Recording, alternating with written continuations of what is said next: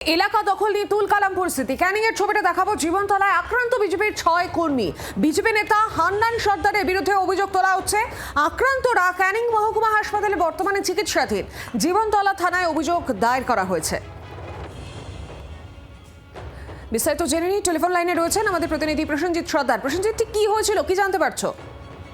দেখো, এখনো পর্যন্ত যেটা বিজেপি বা স্থানীয় সূত্রে যেটা আমরা জানতে পারছি যে এলাকা কার হাতে থাকবে সেই দখল করাকে কেন্দ্র করে দুই বিজেপি দলের মধ্যে কিন্তু গন্ডগোল হয়, যেটা একরকম গোষ্ঠীদ্বন্দ্ব বলা যেতেই পারে, এবং তাতে 6 জন কর্মী সমর্থক কিন্তু আহত হয়েছে এই ঘটনায়। তবে এই ঘটনার ব্যাপক উত্তেজনা ছড়ায় এবং হান্নান সর্দার, যার বিরুদ্ধে অভিযোগ, তিনি কিন্তু এই ঘটনা ঘটিয়েছে বলে এলাকার স্থানীয়রা জানাচ্ছে, এবং তার দলবল আরো এক বিজেপি যারা কর্মী সমর্থক করে তাদেরকে কিন্তু মারধর করেছে। এই নিয়ে কিন্তু এলাকাতে উত্তেজনা ছড়ায়। জীবনতলা থানার পুলিশ ঘটনাস্থলে যায়, আহতরা ক্যানিং মহকুমা হাসপাতালে ভর্তি আছে।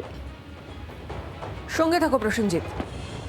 ক্যানিং এর জীবনতলায় আক্রান্ত বিজেপির 6 জন কর্মী। দুপক্ষের তুমুল বচসা, এলাকা দখল নিয়ে মূলত তুলকালাম পরিস্থিতি হয়। যে ছবি আপনারা দেখছেন, বর্তমানে এরা সকলেই হাসপাতালে চিকিৎসাধীন। বিজেপি নেতা হান্নান সর্দারের বিরুদ্ধে অভিযোগ তোলা হচ্ছে। আক্রান্তরা ক্যানিং মহকুমা হাসপাতালে রয়েছে। জীবনতলা থানায় অভিযোগ দায়ের করা হয়েছে দুপক্ষের তরফে।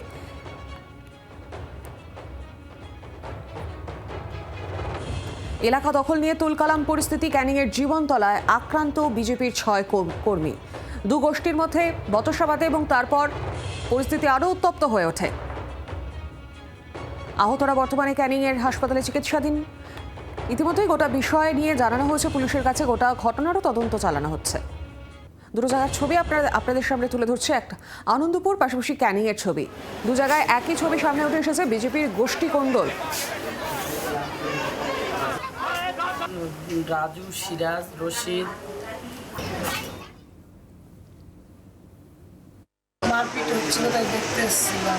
ভাঙাচোরা হচ্ছিল, দেখতে এসেছিলাম। কি দিয়ে মেরেছে? এমনি হাত দিয়ে কিল ঘুষি টুসি। যারা মেরেছে তাদের চেনেন? কি নাম তাদের? ওই সিরাজের বউ ছিল আর ফারুকের বউ। কেন মারলো? কেন? ওই ভাঙাচোরা হচ্ছিল, আমরা দেখতে গিয়েছিলাম। ওরা মারপিট করছে, ভাঙচুর করে দিচ্ছে, আমরা সামনে দিয়েছি, তাই বলেছে। বাংলার আওয়াজ, বাঙালির আবেগ, জি 24 ঘন্টা।